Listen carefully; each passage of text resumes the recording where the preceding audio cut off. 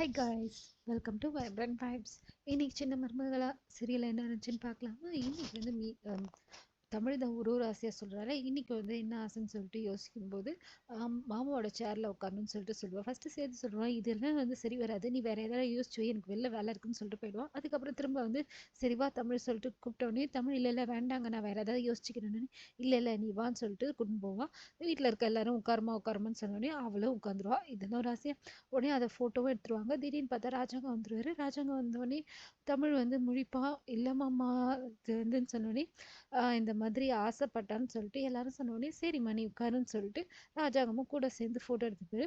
அடுத்தது என்ன ஆசைன்னு சொல்லிட்டு கேட்பாங்க. கேட்ட உடனே தமிழ் வந்து 14 வருஷத்துக்கு ஒரு குறிஞ்சி பூ பூக்குள்ள அந்த பூ எனக்கு வேணும்னு சொல்லிட்டு சொல்லுவா.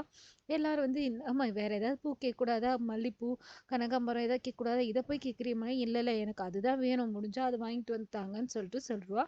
சொன்ன உடனே சேதுவும் சரி நான் போய் ட்ரை பண்ணுறேன்னு சொல்லிட்டு கொடைக்கானல் ஒரு இடத்துல கிடைக்குன்னு சொன்னோடனே அவனும் போய் நான் பூ வந்தா குறிஞ்சி பூவோட தான் வருவேன்னு சொல்லிட்டு போயிட்டு குறிஞ்சி பூவும் எடுத்துகிட்டு வந்துடும். அதுக்கப்புறமேட்டா தமிழ் சொல்லுவா, இங்கே நம்ம இப்போ பாப்பா கூட குழந்தை கூட இருக்கோம்ல, இதை நம்ம வீடியோ எடுத்துக்கலாம், அப்போ தான் பின்னாடி வந்து குழந்தை பார்க்கும்னு சொன்னோன்னே அதையும் வீடியோ எடுத்துருவாங்க. அடுத்தது சேது வந்து தமிழுக்காக கவிதை வந்து எழுதுன்னு காலையிலேருந்து ஃபுல்லாக இது பண்ணி கடைசியாக கவிதையும் எழுதிடுவான்.